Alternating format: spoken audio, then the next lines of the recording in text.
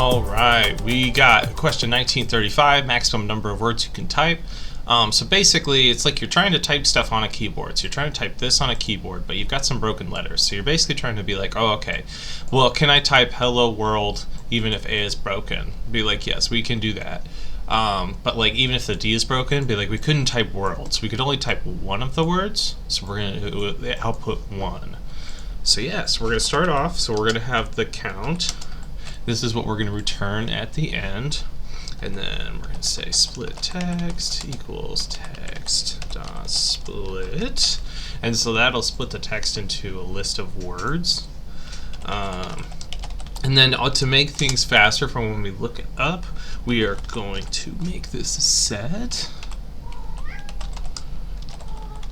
And by this I mean these. So we're going to turn AD into a set. And then we're going to go forward in split text. So this is, we're going to go through all of them.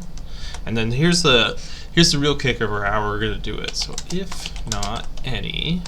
So it's basically, the any function is kind of looking to see if there's any occurrences of it. So char in broken set for in word.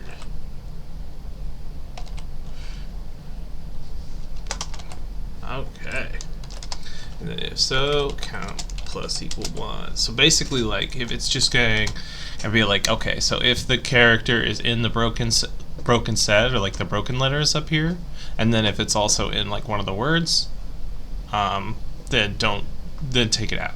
Then add 1, basically. Alright. Then we're just going to return count at the end. Alright, I see beat to 100%. Let me know if you have any questions because I'd love to help out.